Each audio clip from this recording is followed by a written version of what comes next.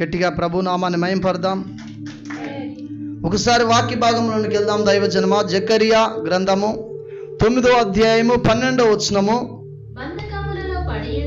చూడండి దైవజనమ, బంధకములలో పడియుండియు నిరీక్షణ గలవారలారా మీ కోటను మరలా ప్రవేశించుడి, రెండంతలుగా మీకు మేలు చేసేదనని నేడు నేను మీకు తెలియజేయుచున్నాను. గట్టిగా చప్పట్లు కొట్టి దేవుని నామాన్ని మహింపడదాం. హల్లెలూయా. దేవుని పరిశుద్ధ నామానికి మహిమ కలుగును గాక.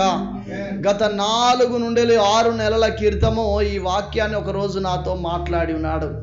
దాన్ని కొంతమందికి చెప్పి వారి కొరకు ప్రార్థించాను. దాని తర్వాత దాని గురించి నేను ఇక్కడ మాట్లాడలేదు. హల్లెలూయా.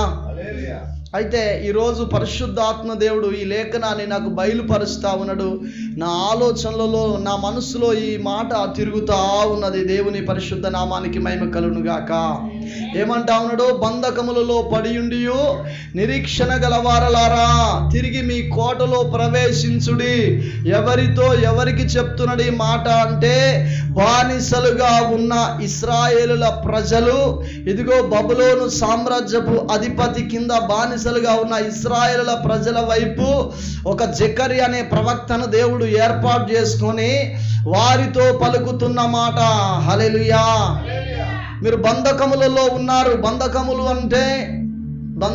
అంటే ఏంటి? అప్పుడున్న కాలంలో బానిసలుగా. ఇప్పుడు మనం కూడా చాలా బంధకాలలో ఉన్నాం. మనకు తెలియకుండానే చాలా బంధకాలలో ఉన్నాం.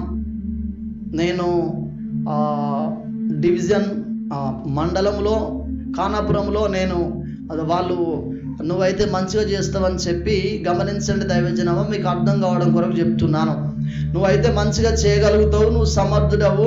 ఆనందరాజు పాస్టర్ వేరే వ్యక్తులను అధ్యక్షుని పెట్టినప్పుడు కూడా నువ్వు సహకరించావు. మంచిగా పాస్టర్లకు ఫోన్లు చేసి పిలిపించి మీటింగ్స్ చాలా చక్కగా మీరు జరిగించారు.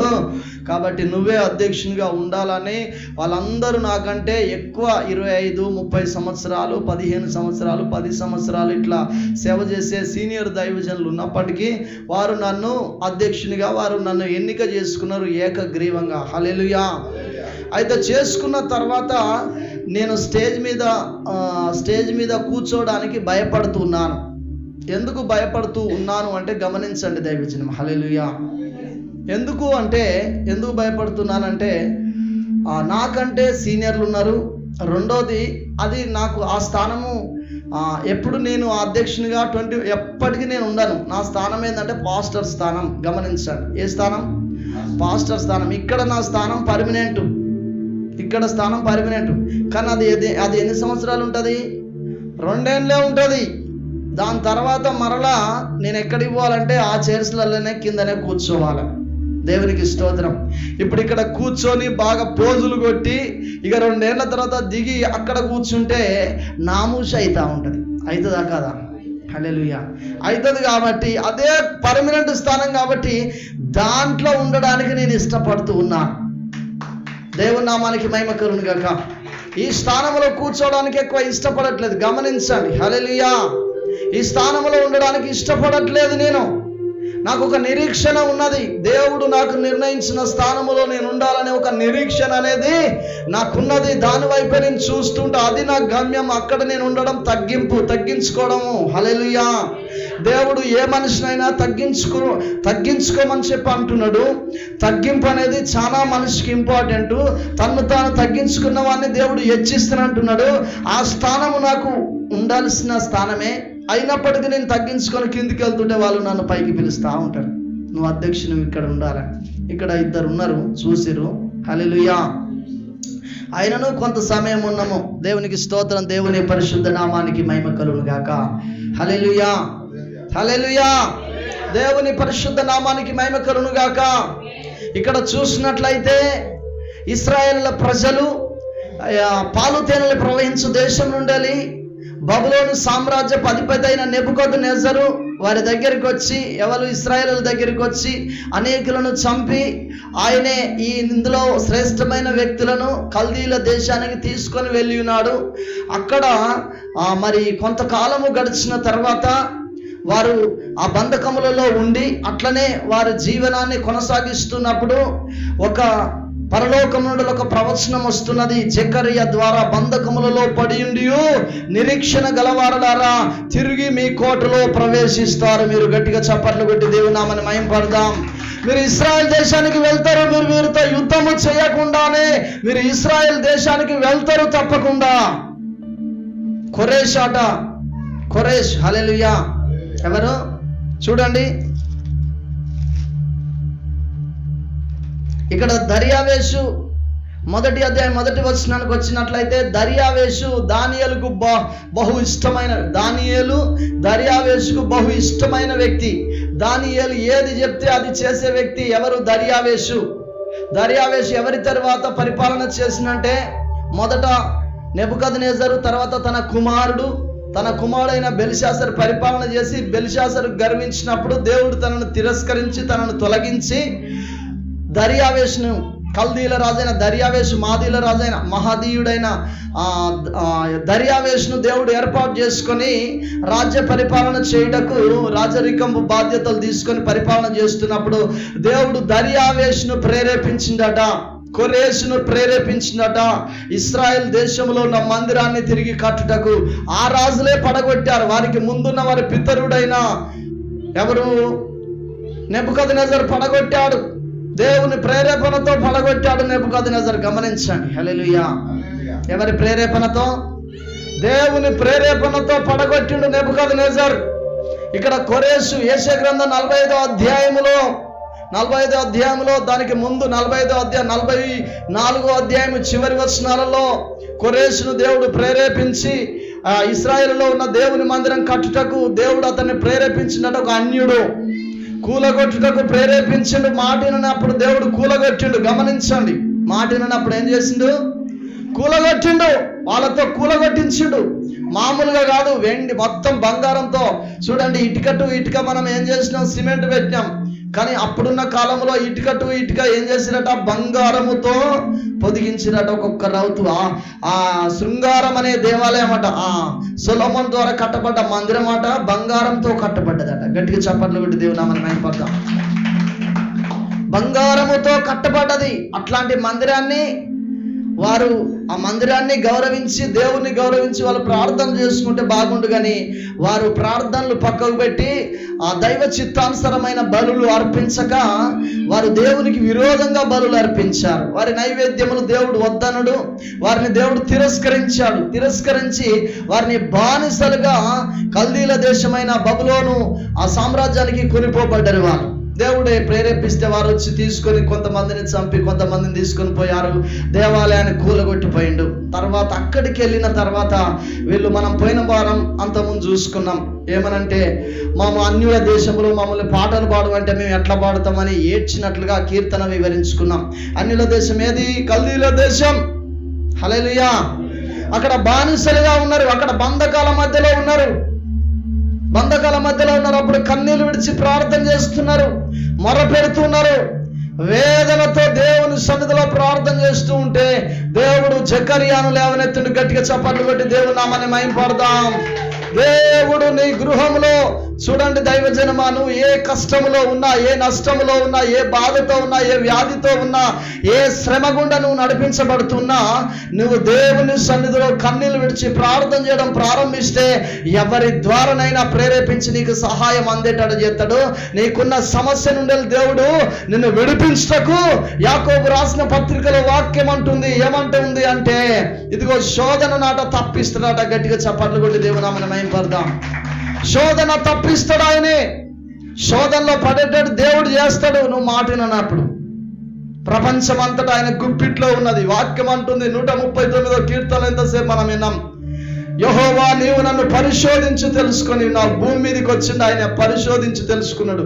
మన ఆలోచనలు ఆయనకు తెలుసు, మన నడక ఆయనకు తెలుసు, మన పడక ఆయనకు తెలుసు, మనం ఎలాంటి గుణం కలిగి ఉన్నాం ఆయనకు తెలుసు. హల్లెలూయా. ఆయనకు అన్ని తెలుసు.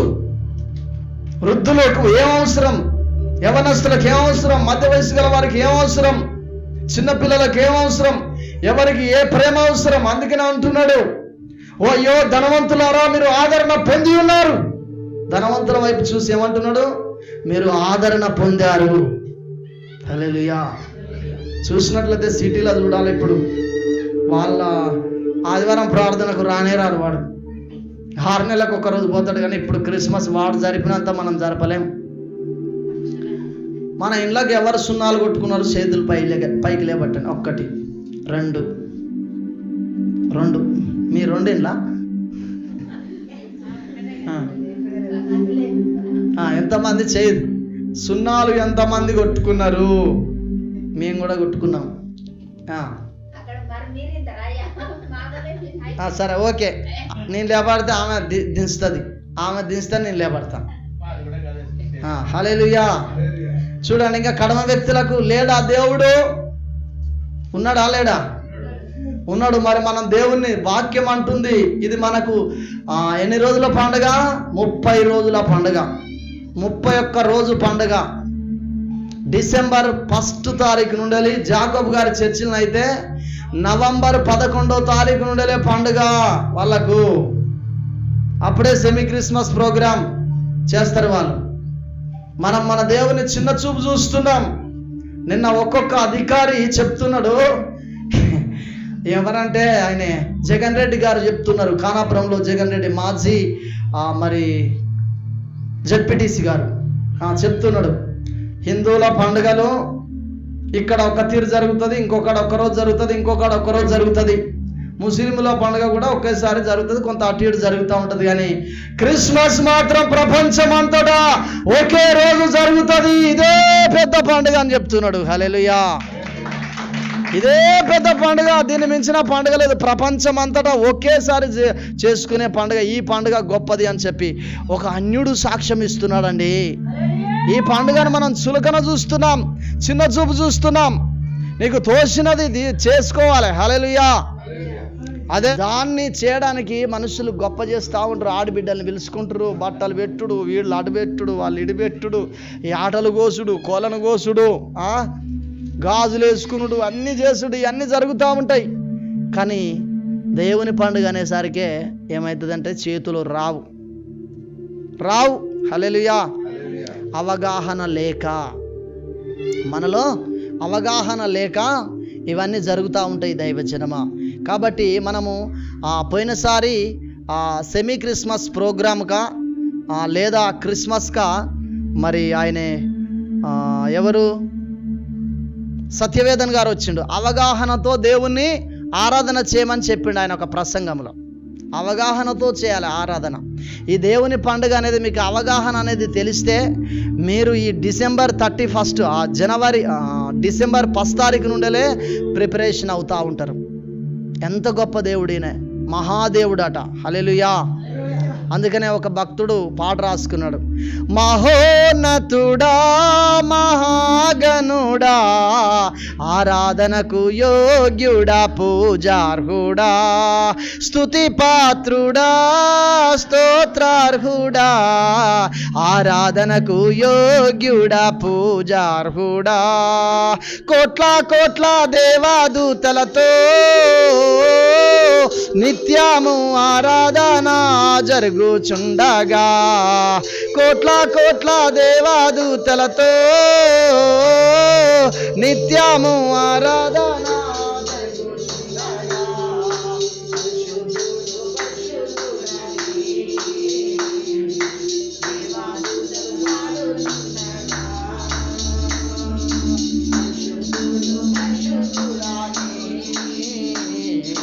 దేవాదూతలు పాడుచుండగా ఆరాధనా ఆరాధనా యేసయ్యకు ఆరాధనా ఆరాధనా యేసయ్యకు ఆరాధనా. ప్రియ సహోదరి సహోదరుడా, ఈ పక్క కొన్ని దూతలు, ఈ పక్క కొన్ని దూతలు, మధ్యలో ఇంకొక దూత కోటాను కోట్ల దేవదూతలు ఆయనను ప్రతి దినము మానక పొగుడుతా ఉంటాయట. హల్లెలూయా. మానక మహాదేవుడు ఆయనే. కొంతమంది దైవజనులు లేఖనాలలో రాసుకుని దేవుళ్ళకే దేవుడని లేరు, కానీ దేవతలకే దేవుడు అంటున్నాడు. ఎవరు? బబులోను సామ్రాజ్యపు అధిపతి అంటున్నాడు, నీ దేవుడు దేవతలకు దేవుడయా. గట్టిగా చప్పట్లు కొట్టి దేవుని నామాన్ని మహింపడదాం. దానియేలుతో పలుకుతున్న మాట, దర్యావేష్ పలుకుతున్న మాట, మన దేవుడు గొప్పవాడు. ఇక సంక్రాంతి రాగానే వీళ్ళెత్తారు, వాళ్ళు చెప్తారని వీళ్ళెత్తారు సున్నం. వీళ్ళు మామిడాకులు కడతారు. ఏమాకులు? మామిడాకులు. పూలు కడతారు, బంతి పూలు గుచ్చి దర్వాజాలకు వేస్తారు. మేము పండుగ చేస్తలేమయ్యా. ఎందుకు బంధకాలలోనికి వెళ్ళిపోయారు ఇశ్రాయేలు ప్రజలు? ఒకసారి గమనించాలి. ఎందుకు ఆ మందిరం కూలగొట్టబడ్డది? ఎందుకు మరలా ఈ ప్రవచనం చెప్పబడడానికి గల కారణం ఏంటి? బానిసలుగా అమ్ముడుపోయారు వాళ్ళు, బానిసలుగా కొనిపోబడ్డారు వాళ్ళు వేరే దేశానికి. అక్కడికి పోయిన తర్వాత వాళ్ళు పెడుతున్న శ్రమను తట్టుకోలేక మొరపెట్టినప్పుడు వచ్చిన మాట, బంధకములలో పడిండు నిరీక్షణ గలవారులారా. ఎందుకు నిరీక్షణ అంటే వేచి చూడడము. క్రైస్తవుడు అంటే క్రైస్తవునికి ఒక నిరీక్షణ ఉన్నది. ఖచ్చితంగా ఒక రోజు నేను పరలోకం పోతానని. మీరు గమనించండి, నిన్న పాస్టర్ గారు నేను ఒక వ్యక్తి ఇద్దరం వస్తున్నాం బండి మీద, క్రాంతి నేను ఇద్దరం వస్తున్నాం బండి మీద. ఇక నిన్న క్రాంతి ప్రార్థనకు వచ్చిండు, ఇక వెళ్ళొద్దు అయిపోయా. ఈ ఆడిది నిన్న తిన్నాడు, అయిపోయింది. ఇక ఏం ప్రార్థన అండి. హల్లెలూయా. పాస్టర్ గారితో మాట్లాడుతా అంటే, పాస్టర్ గారు మీరు ప్రార్థనకు రమ్మన్నారు, ఇలా గ్రాండ్ క్రిస్మస్ జరుగుతుందని చెప్పి అన్నారు అధ్యక్షుల వారు, మరి మేము ఎందుకు రాలేదో తెలుసా అని చెప్పి అన్నాడు. ఒరే నాకెట్ట తెలుస్తుంది, నువ్వు చెప్తేనే కదా తెలిసిందని నేనన్నా. పరలోకం లేదు, యేసు ప్రభు నమ్ముకో అంటే ఎవడన్నా నమ్ముకుంటాడా అని అన్నాడు. నమ్ముకుంటారా? నాకు ఏమన్నా నవ్వున్నా వినా నేను. అయ్యా ఎవరు నమ్ముకుంటారు? ఇవన్నీ కోరికలను చంపుకొని పరలోకం కొరకే కదా మనం ఇవన్నీ చంపుకునేది. అదే లేదంటే ఇవన్నీ ఎవరు చంపుకుంటాడు ఇక అని చెప్పి నేను అన్నా. అట్లనే బహుమతులు బట్టలు లేవు అని చెప్పి మీరు అన్నారు కాబట్టికనే మేము రాలేదు ఆడికి అని అన్నారు. గట్టిగా చప్పట్లు కొట్టి దేవుని నామాన్ని మహింపద్దాం. ఏందట? బట్టలు లేవు కాబట్టికే అందుకనే మీరు రాలే ఆ ప్రోగ్రాం కాడికి. పరలోకం లేదంటే ఎవరన్నా వస్తారయ్యా? యేసుప్రభు నమ్ముకుంటారా? బాప్తీసం తీసుకుంటారా? బల్లారాధన తీసుకుంటారా? కానుకలు ఇస్తారా? భయంతో ఉంటారా? ఉండరు. దేవుని నామానికి మహిమ కలుగును గాక. హల్లెలూయా. ప్రియ సహోదరి సహోదరుడా, క్రైస్తవునికి ఒక నిరీక్షణ ఉన్నది. నిజమే, వాస్తవే. మరి పరలోకం లేదు నీకంటే నువ్వు ఎందుకు నమ్ముకోవాలి? నీకు పరలోకం లేదు అన్నాడు అనుకో, ఒక్కంతో దేవుడు చెప్పిండు. ఎవరితో తెలుసా? హల్లెలూయా. ఒకనికి తలంతి ఇస్తే దాన్ని పాతి పెట్టుకున్న వ్యక్తితో అన్నాడు, చెడ్డదాసుడా అని. హల్లెలూయా. దేవుని నామానికి మహిమ కలుగును గాక. ఒకవేళ మనల్ని ఆ రీతిలో ఆయన అనుకునే పరిస్థితులు ఎదురైనాయి అనుకో, మన గతి ఏమాగును? ఒకసారి మనం ఆలోచించాలి. అందుకనే అంటున్నాడు జకరియా ద్వారా, తిరిగి మరలా మీ కోటలో ప్రవేశించుడి. మీకు ఇండ్లున్న ఇశ్రాయేల్ దేశములో. గమనించాలి, ఇది ఒక మర్మము. గమనించండి, మనం ఎక్కడి నుండి వచ్చినాం తెలుసా? పరలోకం నుండి వచ్చాం. మరలా మనం ఎక్కడికి వెళ్ళాలి? ఇక్కడ బంధకాల మధ్యలో ఉన్నాం మనం. తిరిగి మరలా మనం మన కోటలో ప్రవేశించాలి అంటే నిరీక్షణతో వేచి చూడాలి.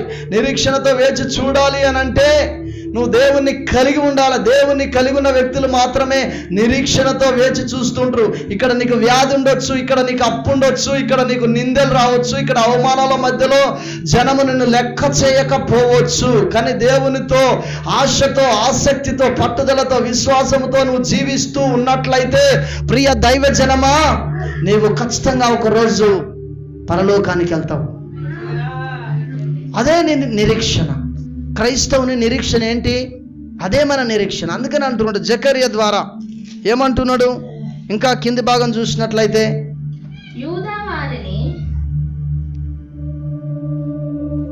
ప్రవేశించుడి అన్న తర్వాత రెండంతలుగా మీకు మేలు చేసేదనని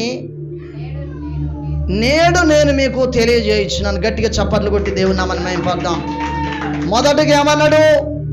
ప్రవేశించుడి బంధకములలో పడియుండి నిరీక్షణ గలవారులారా. అంటే మీరు శత్రువు మిమ్మల్ని బంధకాల మధ్యలో ఉంచాడు.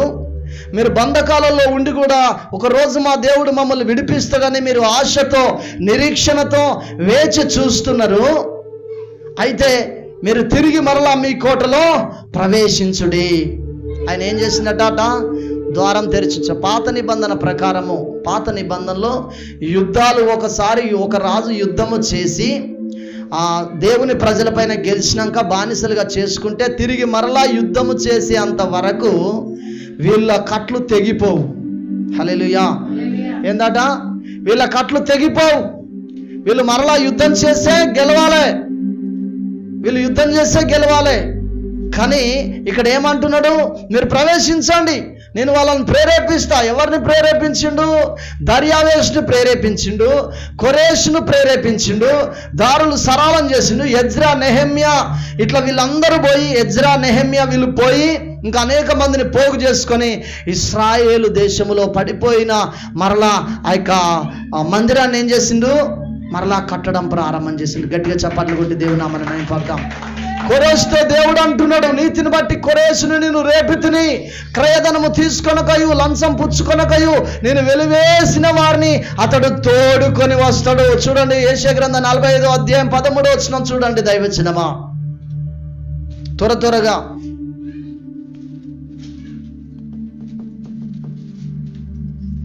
ఇశ్రాయేలు పరిశుద్ధ దేవుడు సృష్టికర్త అయిన యెహోవా ఈ మాట సెలవిచ్చుచున్నాడు. ఇశ్రాయేలు పరిశుద్ధ దేవుడైన సృష్టికర్త అయిన యెహోవా ఈ మాట సెలవిచ్చుచున్నాడు.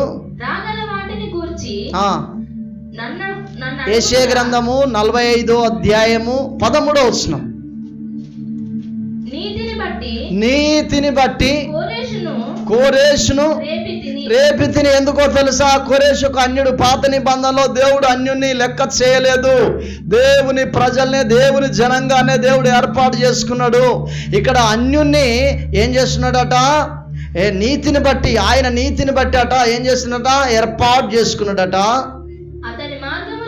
అతని మార్గాలన్నీ సరళము చేసిండు. అతడు ఏ పని అయితే చేయాలని దేవుని చేత ప్రేరేపించబడుతున్నాడో ఆ పని చేయుటకు దేవుడు ఏం చేస్తున్నాడట? మార్గాలన్నీ సరళం చేస్తున్నాడట. ఇది సామెతల గ్రంథం 3వ అధ్యాయంలో చూసినట్లయితే, నీ స్వబుద్ధిని ఆధారము చేసుకొనక నీ పూర్ణ హృదయముతో యెహోవా యందు నమ్మకం ఉంచినప్పుడు ఆయన నీ త్రోవలు సరళము చేస్తాడని రాయబడింది. దైవజనమా, మనం మన సొంత ఆలోచన, సొంత నిర్ణయముతో మనము బంధకాలలోనికి వెళ్ళిపోతా ఉంటాం. ఇది కాదు. మొన్న సంసోను గారి ఇంటి వద్ద ఒక ప్రవచనం బట్టబయలు చేసి ఉన్నాడు దేవుడు. సొంత ఆలోచనతో, సొంత నిర్ణయంతో ఫెయిల్ అవుతున్న వ్యక్తులు అక్కడికి వచ్చినట్లుగా దేవుడు బయలుపరిచాడు. మన ఆలోచన, మన నిర్ణయం వ్యర్థమవును గాక. దేవుని సన్నిధికి వెళ్ళి యెహోవా యొద్ద విచారణ చేసి ఒక పని ప్రారంభించాలి. హల్లెలూయా. దేవుడు ఆ రోజు ఆ ప్రవచనాన్ని రిలీజ్ చేశాడు. ఎవరైతే ఉన్నారో ఇప్పటి వరకైతే ఓటమి పాలై, అనారోగ్యాల పాలై, సొంత నిర్ణయాలు తీసుకుని కుటుంబాలలో గొడవలు, కొట్లాటలు, డిస్టర్బెన్స్లు, సొంత నిర్ణయాల ద్వారా ఈ పరిస్థితుల గుండా నడిపించబడుతున్నారో, ఇక మీదట నేను అలా ఉండను ప్రభు అని చెప్పి యెషయా గ్రంథం 30వ అధ్యాయంలో కూడా లోబడని పిల్లలకు మీకు శ్రమ అని చెప్పిన తర్వాత అక్కడ నన్ను యెహోవా వాక్కు ఇదే, లోబడని పిల్లలకు శ్రమ, పాపములకు దాన్ని పక్క పెట్టరా, మళ్ళా కట్ అవుతుంది అది. దాన్ని పక్క పెట్టు. ఇప్పుడు చదువు, అది పక్క పెట్టి చదువు. బంద్ చేయి చదువు. పాపమునకు పాపము కూర్చుకుని వారికి శ్రమ, వారు నన్ను అడగక ఆలోచన చేయుదురు, నా ఆత్మ నియమింపని సంధి చేసుకుని. దేవుని ఆత్మ నియమింపని పని, దేవుని ఆత్మ నియమించని సంధి చేసుకుందురు. వారు నా నోటి మాట విచారణ చేయక, దేవా నువ్వేం చెప్తున్నావు అని చెప్పి దేవుణ్ణి అడగక, మేము ఇట్లా ఆలోచన చేస్తున్నాము కదా, మరి నువ్వేమనుకుంటున్నావు అని దేవుణ్ణి అడగక, అగో ఫరో బలము చేత. ఫరో ఎవరికి సాదృశ్యం అంటే లోకములో ఉన్న సాతానుకు సాదృశ్యము. హల్లెలూయా. వాడు ఇస్తాడు ఒక ఆలోచన, దావీదు కాట దేవుని వాక్యం సెలవిస్తుంది, దావీదు కాట ఒక ఆలోచన పుట్టించినట. ఏంటి ఆ ఆలోచన అంటే ఇశ్రాయేల్ ప్రజలందరినీ లెక్కించాలని ఒక ఆలోచన పుట్టించినట. ఆ పక్కకున్న వ్యక్తి, అయ్యా ఆలోచన నీకు మంచిగా వచ్చింది వాస్తవమే, కానీ ఇట్లా లెక్క పెట్టకూడదని ప్రవక్త ద్వారా దేవుడు ఆజ్ఞాపించిండు కాబట్టి అంటే, దేవుడు నాకు ఆలోచన ఇచ్చిండని చెప్పి ప్రజల్ని లెక్కించగా ఒకేసారి దేవుడు 70,000 మందిని చంపినట్టుగా దేవుని వాక్యం రాయబడింది. ఒక్క ఆలోచన 70,000 మందిని. జడ్సన్ అబ్రహాం గారు చేసిన ఒక్క ఆలోచన ₹1,00,00,000 కేకు ఖరాబ్ అయిపోయింది. హల్లెలూయా, దేవుని పరిశుద్ధ నామానికి మహిమ కలుగును గాక. ఒక్క ఆలోచన నిన్ను చెడగొడుతుంది, ఒక్క ఆలోచన నిన్ను నష్టపరుస్తుంది, ఒక్క దయ్యపు ఆలోచన నీ బ్రతకంతా నాశనం చేస్తుంది. అందుకనే బైబిల్ వాక్యం అంటుంది, నీ స్వబుద్ధిని ఆధారము చేసుకొనక. ఇక్కడ కొరేష్తో ఏమంటున్నా, అతని మార్గాలన్నీ సరళం చేస్తా. ఎందుకు? కొరేషు దేవునికి విధేయుడయ్యాడు. యెషయా గ్రంథం 45వ అధ్యాయం 13వ వచనంలో కొరేషు దేవునికి విధేయుడయ్యాడు. నిన్న మిల్టన్ గారు ఒక మాట చెప్తూ నేను పొద్దుగాలనే ప్రార్థన చేస్తూ ఉంటే పోలీసు వచ్చి నన్ను బయటికి రా అని చెప్పి అన్నాడు. అంటే నేను భయపడుతున్నాను. మా పాస్టర్ అమ్మకు చెప్పిన, నేను బయటికి ఆయన ఎందుకో పిలుస్తున్నాడని భయపడి లోపల కూర్చున్నా. పాస్టర్ గారిని రమ్మనంటే భయముతో లోపలున్నది బయటికి పులి లెక్క పోయిన. అక్కడికి పోగానే పాస్టర్ గారు మా కొరకు కూడా ప్రార్థన చేయండి అని లోపలికి వచ్చి మోకరించిందట. గట్టిగా చప్పట్లు కొట్టి దేవుని నామాన్ని మహిమపడదాం. హల్లెలూయా. అంటే దేవుని నామానికి మహిమ కలుగును గాక. సాతాను ఆలోచన కాదాయం చేసింది. దేవుని ఆలోచన ఏంటి? ఆత్మ వలన ప్రతి సమయమునందు ప్రతి విధమైన ప్రార్థన చేయమని వాక్యం అంటుంది. మీరు అధికారుల కొరకు ప్రార్థన చేయమని తిమోతిలకు రాసిన పత్రికలో రాయబడి ఉంది.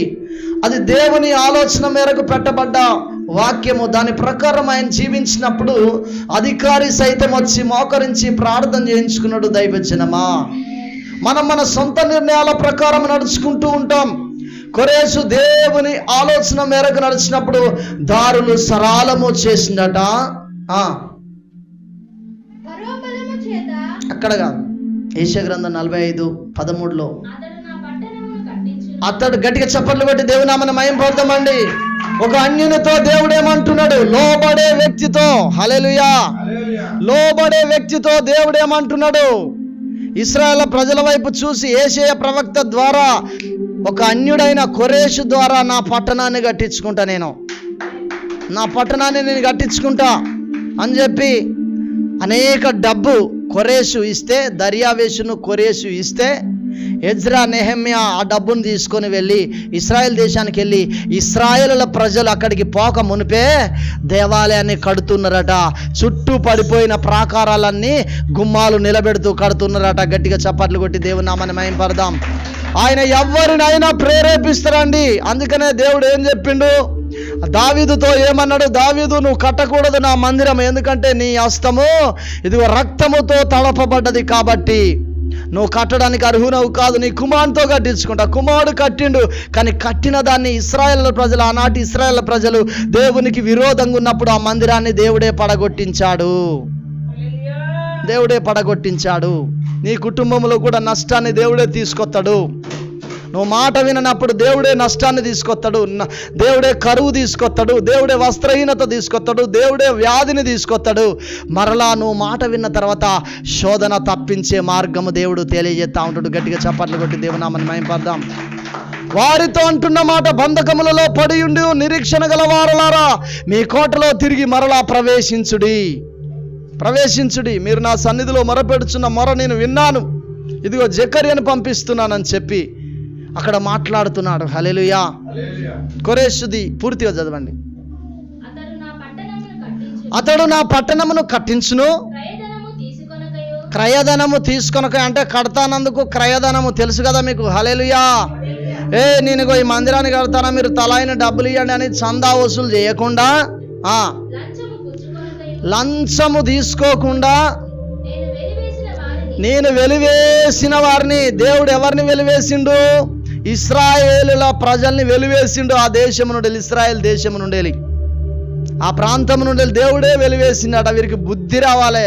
వీళ్ళు ఆ కల్దీల దేశంలో కొన్ని సంవత్సరాలు ఉంటే నా మీద నా విలువ అనేది తెలుస్తుంది. ఈరోజు మంచిగా ఆరోగ్యం మంచిగుండని, ఆరోగ్యము మంచిగుండి, బలము మంచిగుండి, చూడండి ఇక్కడ 70 సంవత్సరాలు వేరే ప్రాంతానికి తోలగా అక్కడ బుద్ధి వచ్చి, వామ్మో మా ఇంటికాడ మా దేశంలో మేమే ఉండాలి, మా దేవుని మేము ఖచ్చితంగా కొలుసుకోవాలి, మేము నిర్లక్ష్యం చేసి మేము సోమరులుగా ఉండి మా దేవుని నిర్లక్ష్యం చేయడం ద్వారా ఈరోజు మా దేవుడు ఇతరులకు మమ్మల్ని అప్పగించిండు. ఇక్కడ మేము నానా కష్టాలు పడతాం, మేము కష్టపడ్డ సొమ్ము కూడా మా చేతిలో ఉంటలేదు, శత్రువులే గుంజుకొని పోతున్నారు, మా ఆడపిల్లల్ని వీరు ఖరాబ్ చేస్తున్నారు, మేము బానిసలుగా ఉంటున్నామని చెప్పి దేవునికి వారు మొరపెట్టడం ప్రారంభం చేసిరట. హల్లెలూయా.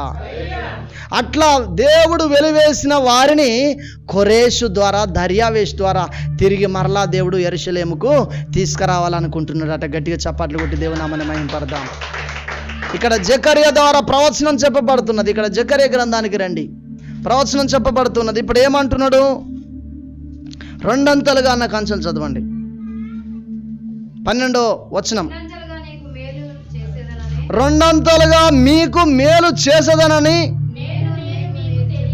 నేడు నేను మీకు తెలియజేయించున్నాను. ఇది ఒక ప్రవచనము. ఇశ్రాయేలుల జనాంగానికి మొత్తము సైన్యములకు అధిపత్యకు యెహోవా పంపిస్తున్న ప్రవచనము పరలోకము నుండేలి. దేవుడు ఏదన్నా చెప్పిన అయ్యా నీకు ఇది చెప్పిండు అయ్యా అంటే దాన్ని ఖాతరు చేసిన వాళ్ళు లేరు. ఖాతరు చేసినంటే తెలుసు కదా, అంటే లెక్క చేయని స్థితిలో ఉన్నది ఈరోజు సమాజం.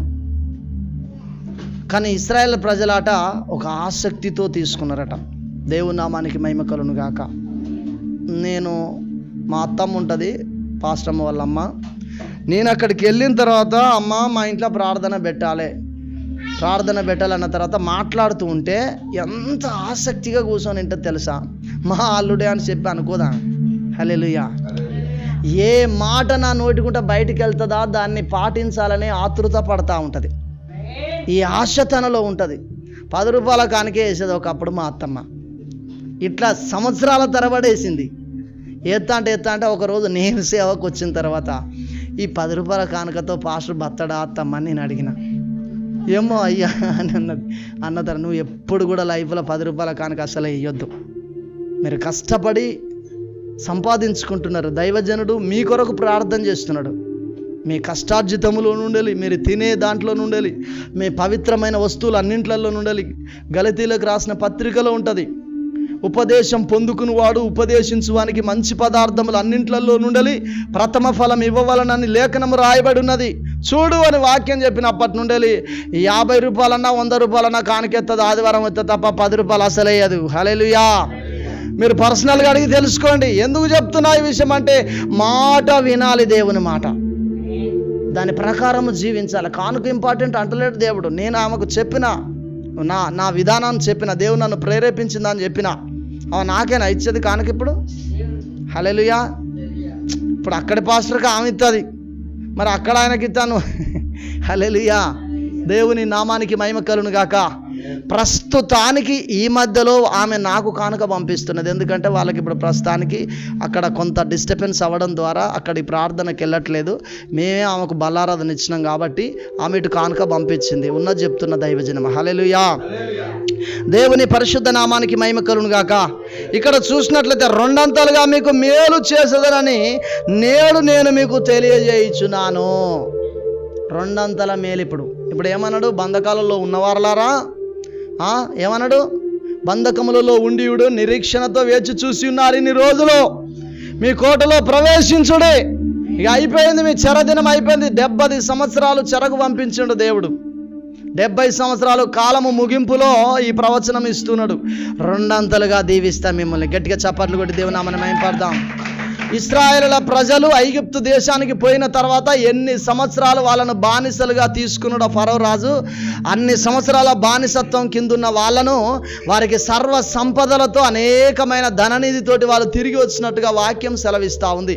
70 సంవత్సరాలు వీళ్ళు అక్కడికి వెళ్ళి వాళ్ళు ఎంతగానో బానిస సాకిరి చేశారు. ఇశ్రాయేలుల ప్రజలు తిరిగి వస్తుండగా ఈ యోబు అయితే మొదట ఎంత కోల్పోయిండో రెండంతలుగా యోబును దీవించినట్టుగా ఇక్కడ ఇశ్రాయేలు ఇశ్రాయేల్ ప్రజలతో కూడా దేవుడు చెప్తా ఉన్నాడట, 2 నేను మిమ్మల్ని దీవిస్తా. మాట వినక నువ్వు ఎంత నష్టపోయినవో దేవునికి లోబడినట్లయితే 2 దేవుడు నిన్ను దీవించబోతున్నాడు. గట్టిగా చప్పట్లు కొట్టి దేవుని నామమున మహిమపడదాం. ఈ డిసెంబర్లో చివరి వారంలో సైన్యములకు అధిపతియగు యెహోవా మాట్లాడుచున్న మాట, 2 మనల్ని దేవుడు దీవించబోతున్నాడు. ఆయనకు లోబడాలి, ఆయన మాట వినాలి, ఆయన చిత్తము చొప్పున నడుచుకోవాలి. ఒక అన్యుడైన కొరేష్ నడుచుకున్నాడు, మనం అన్యులమే. ఆయన నడుచుకున్నట్లుగా మనం నడుచుకున్నట్లయితే ఆయనను దీవించిన దేవుడు మనల్ని దీవిస్తాడు. ఇక్కడ ఇశ్రాయేలులను దీవించిన దేవుడు మనల్ని దీవించడానికి ఆయన సిద్ధముగా ఉన్నాడు. మనము దీన్ని నేనంతా ఫస్ట్ స్టార్టింగ్లో ఒక ప్రార్థన చేసిన దైవజనం. ఏంటి ఆ ప్రార్థన అంటే, ప్రభువా నీ ప్రజలు ఇక్కడికి వచ్చిన తర్వాత నీ ప్రజల హృదయాలను నువ్వు దున్నాలి. దైవ చిత్తానుసారమైన దుఃఖము చేత వారు నింపబడాలి. ఆ నీరు ఎట్లయితే నేల మీద పడుతుందో, నేల మీద పడ్డ తర్వాత తొలకరి వర్షము ద్వారా ఏం చేస్తారంటే, చెలకలో వాళ్ళు నాగన్లు కట్టుకొని పోయి చెలకను దున్నుతారు, చెత్త చెదారం ఏరేస్తారు. ఏరేసిన తర్వాత మరలా వర్షం పడగానే వెళ్ళి పత్తి గింజలు నాటుతూ ఉంటారు. అప్పుడు అవి ఫలిస్తూ ఉంటాయి. అదే విధముగా ఇక్కడ కీర్తన ద్వారా, ఆరాధన ద్వారా మరి దైవ చిత్తానుసారమైన దుఃఖము మీలో కలగాలని, ఆరాధన ద్వారా చెత్త పారవేయబడాలని, వాక్యపనే విత్తనము మంచి నేలన పడాలని ప్రార్థన చేశాము దైవజనమా. హల్లెలూయా. అప్పుడే మనం ఫలిస్తాం, అప్పుడే మనం అభివృద్ధి చెందుతాం, అప్పుడే మనం విస్తరిస్తాం.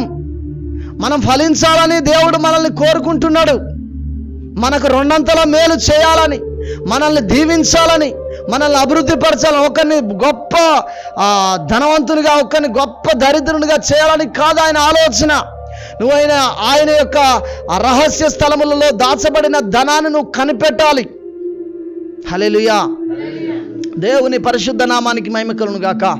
మొన్న మేము ఒక దగ్గరికి ఒక ముసలమ్మ భయంకరమైన అనారోగ్యంతో, అంటే కింద పడ్డది, దెబ్బలు తాకినాయి, బాగా ప్రాబ్లం అయిందట. ప్రాబ్లం అయితే అక్కడికి పోవాలనంటే కొంత డబ్బులు పట్టుకొని పోవాలి. పాస్టర్లకు ఏదైనా ప్రాబ్లం అయితే పోవాలి. ఆమె పాస్టర్మ్మ కాబట్టి మేము పోయినాం. పోతూ ఉన్నప్పుడు నేను చెప్పిన ఆమె ఇట్లా సమస్యతో ఉన్నది, కొన్ని డబ్బులు వసూలు చేసి మేము పోవాలి అని చెప్పి వాళ్ళతో మనం అందరం పోదామని చెప్పి అనగానే వెంబడే అక్కడ పాస్టర్ గారు ఏం చేసిందంటే, మరి తలా కొన్ని వసూలు చేసుకోవాలంటే నేను కొంత అమౌంట్ అందులో చెయ్యి కలిపిన. హల్లెలూయా. కొంత అమౌంట్ ఇచ్చిన వాళ్ళకి. ఇచ్చిన తర్వాత నేను సాయంత్రం ప్రార్థనకు పోతే దేవుడు అద్భుతమైన కానుకను దేవుడు నా చేతిలో పెట్టిండు. గట్టిగా చప్పట్లు కొట్టి దేవుని నామమున మహిమపడదాం. వాక్యం అంటుంది, మనము ధారాళంగా దేవుని సన్నిధిలో విత్తినప్పుడు ధారాళంగా దేవుడు సహాయం చేసే దేవుడు. విశ్వాసులే కాదు, సేవకులే కాదు, ప్రవక్తలే కాదు, అందరి విషయంలో దేవుడు ఇలాంటి కార్యం చేసే దేవుడు. ఈరోజు ఆమె ఒకానొక దినమున యేసుక్రీస్తు లోకములో ఉన్నప్పుడు బీద విధవరాలు తీసుకెళ్ళి తనకు తోసిన కానుక తనకున్న దాంట్లో తీసుకొని వెళ్ళి వేసినప్పుడు ఆమెను దేవుడు గొప్ప చేసిండు దైవజనమా. హల్లెలూయా. దేవుని నామానికి మహిమ కలుగును గాక. 2 దేవుడు నిన్ను దీవించాలనుకుంటున్నావా, అనుకుంటలేవా? నేను ఇప్పటి వరకు నష్టపోయాను. నువ్వు అనారోగ్యంతో ఉన్నావు కావచ్చు. నువ్వు మొదట కోల్పోయిన ఆరోగ్యాన్ని తిరిగి మరలా దేవుడు ఏం చేస్తాడు, నీకు ఇస్తాడు. లేడి పిల్ల గంతులేసినట్టు వేయడానికి దేవుడు కృప చూపెట్టే దేవుడై ఉన్నాడు. యోబు మొదట శరీరాన్ని యోబుకు మరలా తిరిగి దయచేసిండు దేవుడు. మొదట ఇచ్చినట్టుగా 7 మగ పిల్లలను 3 ఆడపిల్లలను దేవుడు ఇచ్చాడు. గాడిదలను, ఒంటెలను, గుర్రాలను, ఇంకా వివిధ రకాల సంపదను, డబ్బులు, ఆశీర్వాదాన్ని దేవుడు ఇచ్చాడు. వాక్యం అంటుంది, 2 నేను మీకు దీవెన ఇస్తానని చెప్పి అంటున్నాడు. నిన్ను 2 దేవుడు దీవిస్తాడు. వాక్యాన్ని నమ్ము, నీ జీవితంలో గొప్ప కార్యం జరుగుతుంది. ఇక్కడ వదిలిపెట్టిపోకు. సాతానుడు తీసుకొని పోతాడు, వాడు తింటాడు ఈ ఆహారాన్ని. హల్లెలూయా. ఇదే శరీరపరమైన బిర్యానీ కనపడితే ఇక్కడనే వదిలిపెట్టి పోతావా? పోవు కదా. అయిపోయేదాకా ఒక ఆమె బిర్యానీ గురించే వదిలిపెట్టుకుని పోయింది. మీకు తెలుసా? భోజనాల గురించి అని చెప్పి చాలా కుటుంబాలు దూరమైనవి. నేను ఎందుకు క్రిస్మస్ అప్పుడు భోజనాలు పెట్టాలంటే, లేదా పస్తారికి అప్పుడు భోజనాలు పెట్టాలంటే ఎందుకు భయపడతానంటే దైవజనమ భోజనం గురించి వస్తున్నది. ఏదైనా పండుగ వస్తుందంటే అన్ని కార్యక్రమాలు మంచిగా, నిన్న చూడండి అక్కడ జరిగింది అద్భుతంగా. మేమే చేసినాం, దాదాపు 100 మందికి పైగా భోజనాలు మేమే దగ్గరుండి బిర్యానీ తెప్పించి పెట్టడం జరిగింది. అనేక మంది దైవజనులు, లీడర్సు, అధికారులు కూడా వచ్చారు. ఏ లోళ్ళు లేదు, ఏ పంచాయి లేదు, శనిగట్టోళ్ళు లేడు, గునిగట్టోళ్ళు లేదు. మరి మన దగ్గరికి వచ్చేసరికి నాకు ఇది రాలేదని, నాకు ఈయన చెప్పలేదని, నాకు వీలు పోలేదని, నాకు వాళ్ళు పోలేదని, నన్ను మరలా తీసుకొచ్చి కూర్చుండబెట్టలేదని ఒకలు అంటే, నేను ఎందుకు చెప్తున్నానంటే మన ఆశీర్వాదాలు వేరున్నాయి, ఇవి కాదు. హల్లెలూయా. మన ఆశీర్వాదాలను సాతానుడు దొంగిలిస్తున్నాడు. చిన్న దానికి మనస్పర్ధాలు నీకు తీసుకొచ్చే విధంగా చేసి, నువ్వు అర్థం చేసుకొని మనసును నీకు వాడు పుట్టించి, నీలో సనుగును పుట్టించి, నీలో గునుగును పుట్టించి, నీలో ఇతరులపైన ద్వేషం పుట్టించి, నీ ఆశీర్వాదాన్ని నువ్వు పొందుకోకుండా సాతానుడు దొంగిలిస్తున్నాడు. నీకు తెలియట్లేదు. అది బుక్కడు బువ్వ కొరకు భూములు బోడగొట్టుకున్నారట ఎవడో, అంతే కదా. ఏశావు జ్యేష్ఠత్వమును పోగొట్టుకున్నాడట. చిక్కుడుయా కూర గురించి పొద్దునాక పోయిండు ఎక్కడికి, అడవికి పోయి వేటకు పోయి ఆ వేటకాడ పడ్డదో పల్లెదో తీసుకొచ్చి ఇంటికాడ ఏమైనా బాగా, ఎట్లా అంటే అడవికి పోయి రాండి మీరు, బాగా ఆకలి అవుతుంది. మరి పీర్సుగా తిన్నట్టయితే ఎట్లనో కానీ బాగా ఆకలి అవుతుంది. ఇంటికి రాగానే తమ్ముడు మంచిగా వండుకున్నాడు, మసాలా వేసిండో ఏమో, మంచి వాసన వస్తుంది. ఇక ఆకలికి తట్టుకోలేకపోతాడు, సత్తనన్న బీపీ డౌన్ అవుతుంది. అప్పుడు తమ్ముడు దగ్గరికి పోగానే తమ్ముడు అంటాడు, నీ జ్యేష్ఠత్వం నాకు ఇస్తేనే నేను ఈ యొక్క చిక్కుడుకాయ కూర నీకు ఎత్తా అంటే, అసలు నీ చచ్చిపోతే జ్యేష్ఠత్వం ఎవరికి ఆలోచన చేస్తాడు. దేవుడిచ్చింది జ్యేష్ఠత్వం గమనించు. ఈరోజు క్రైస్తవులు క్రైస్తవ్యాన్ని అమ్ముకుంటున్నారు. నేను అబద్ధం చెప్తానా చెప్పవు. నువ్వు యేసుప్రభు బిడ్డ, అబద్ధం చెప్పవు. లోపల ఏమంటుంది, నువ్వు చెప్పేది అబద్ధమేరా. నువ్వు చెప్పేది అబద్ధమేరా. బయటికి ఏమంటుంది, నేను యేసుప్రభు బిడ్డను అంటే అబద్ధము ద్వారా యేసును నమ్ముకుంటూ ఉన్నాడు. హల్లెలూయా. పాపం జ్యేష్ఠత్వం అమ్ముకున్న తర్వాత భ్రష్టుడైపోయినట్టుగా వాక్యం సెలవిస్తూ ఉంది. దీవెన వచ్చింది. ఏం దీవెన? సాతాను దీవెన, దేవుని దీవెన కాదు. గమనించు. హల్లెలూయా. ఏశావుకు యాకోబు వచ్చి అంటాడు కదా, అన్నా నీకు గొర్రెలను పంపినా, గొడ్లను పంపినా, దాసులను పంపినా, దాసరాలను పంపినా, ఇంకా చాలా పంపినా అంటే, నాకెందుకు రా తమ్ముడా, నాకు బొచ్చడున్నది. మరి బైబిల్ ఏమంటుంది? ఏశాబు భ్రష్టుడైపోయిండు, దీవెన కొరకు వచ్చి ప్రార్థన చేసి పశ్చాత్తాపడ్డా, దేవుడు తనను దీవించలేదంటే మరి ఆయన ఉన్నదంతా ఎవరు దీవించిరు? సైతానే కదా. హల్లెలూయా. సైతాన్ ఆశీర్వాదాలు పట్టుకొని తర్వాత అక్కడికి పోగానే నువ్వు పొందిందంతా సాతాందే తింటివిరా, నువ్వు ఇక్కడికి అర్హుని కాదు అంటది. దేవుని నామానికి మహిమ కలుగును గాక. దేవుడు నిన్ను దీవించేంత వరకు నిరీక్షణతో వేచి చూడాలి. నువ్వు మందిని ముంచి లంచాలు తీసుకొని నువ్వు దేవుని సొమ్ము కూడా దొంగతనం చేసి, మా సహోదరుడు నేనిద్దరము ఏం చేసినామంటే, మా అక్క బిడ్డకు బోళ్ళు పెట్టడం కొరకు పోయినాం. పోతే 10,000 ఇవ్వాలని మేము మాట్లాడుకుంటే అక్కడ పేరుకు మా అన్న ఏం చేసింది తెలుసా? మా వాళ్ళు కూడా ఉన్నారు వినాలి. దేవుని నామానికి మహిమ కలుగును. అక్కడ మావాడు ఏం చేసిండంటే, ఈ 10,000లోనే 2,000 మూసి వీటిని తీసుకుపోయి బట్టలు తెచ్చి ఇక 8,000 చేతులు పెట్టిండు. ఈ 2,000 పోదులు కొట్టుకుంటా స్టేజ్ మీద బట్టలు పెడతాడు. అంటే దేవుని మూసి దేవునికే ఏం చేస్తాడు? ఆమె మూసి ఆమెకి ఏం చేస్తాడు? బట్టలు పెట్టి నలుగురికి చూపించుకుంటుండు. హల్లెలూయా. నీకు చేతనైతేనో పెట్టు, లేకపోతే లేదు. కానీ వాళ్ళకి తీసుకొచ్చి వాళ్ళకే పెట్టి నువ్వు గొప్ప పేరు తెచ్చుకోవాలని చెప్పి ఆలోచన చేసేది కరెక్టా? అంటే నేను ఇక్కడ మాదిరి తీసుకున్న దైవజనమా, నేను ఆయనను విమర్శ చేయడం కొరకు కదా, మాదిరి తీసుకుని ఇక్కడ మనోళ్ళు ఏం చేస్తారంటే, దేవుని సొమ్మున ఏం చేస్తారు? దొంగతనం చేసి దీన్ని ఏదో పండుగలు పబ్బాలు లేకపోతే దీన్ని కూడా బట్టలు, దీనికి కూడా ఇంకా వివిధ రకాలుగా చేస్తూ ఉంటారు. ఇది కాదు దేవుడు చేసేది. హల్లెలూయా. దేవుడు చెప్పేది ఇది కాదు పద్ధతి, విధానము. దేవునికి ఒక రూకం చూపెట్టిండట ఒక వ్యక్తి వచ్చి. అయితే యేసు ప్రభునే చిక్కులో పెట్టాలనుకున్నాడట ఒక వ్యక్తి. చిక్కులో పెట్టాలని చెప్పి అనేక మంది ఉన్నప్పుడు, అయ్యా మేము కైసరుకు పన్ను కట్టాలా వద్దా అని చెప్పి అంటే, మరి మీ దగ్గర వాళ్ళకి దగ్గర రూక ఉన్నదా అని అంటే, ఉన్నదయ్యా అని చెప్పి తీసుకొచ్చి చూపెడితే, దీని మీద ఉన్న రూపం ఎవరిది అని అంటే, కైసరిది. కైసరివి ఏవో కైసరికి, దేవుని ఏవో దేవునికి ఇవన్నీ అండు. గట్టిగా చప్పట్లు కొట్టి దేవుని నామమున మహిమపడదాం. నీవు తీసుకోవాల్సింది నువ్వు తీసుకోవాలి, దేవునికి ఇవ్వవలసింది దేవునికి ఇవ్వాలి, బీదలకు పంచవలసింది బీదలకు పంచాలి, నీ కుటుంబ పోషణ నీ కుటుంబానికి చూసుకోవాలి. దేని భాగం దాందే. అది ఇది అన్నీ నువ్వు మూసి నీ గొప్ప కొరకు నువ్వు ఏదైనా చేస్తున్నావా? హల్లెలూయా. నా గొప్ప కొరకు నేను ఏదైనా చేసిందనుకో జాగ్రత్త. హల్లెలూయా. దేవుడు ఒక దినాన మనల్ని లెక్క అడుగుతాడు.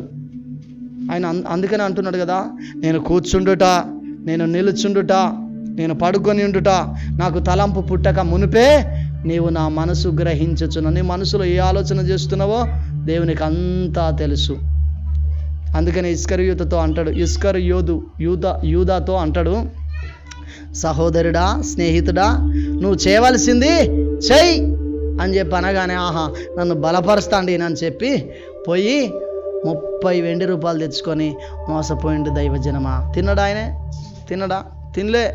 పాపం అవి తీసుకుపోయి దేవాలయంలోనే వేసి ఒక నీతిమంతుని అప్పగించిందని చెప్పి పోయి ఉరిపోసుకొని చచ్చిపోయి ఉన్నాడు. చాలామంది కూడా మనము దేవునికి విరోధంగా జీవించి మనశ్శాంతి లేక దేవుని సన్నిధి విడిచిపెట్టి పోయిన వాళ్ళు అనేకులు ఉన్నారు. వాళ్ళ లెక్క మనం కాకూడదు. హల్లెలూయా. అందుకనే అంటున్నాడు, బంధకములలో పడియుండి నిరీక్షణ గలవారలారా మరలా మీ కోటలో ప్రవేశించుడి. రెండంతలుగా నేను మీకు మేలు చేయబోతున్నాను. గట్టిగా చప్పట్లు కొట్టి దేవుని నామమున మహిమపడదాం. నిరీక్షణతో వాక్యానుసారంగా ఎవరైతే జీవిస్తారో వారికి మాత్రమే 2 మేలు వస్తుంది. 2 మేలు మనం పొందాలి, 2 ఆశీర్వాదాన్ని పొందాలి. మేమే కాదు, మీరు కూడా పొందాలి.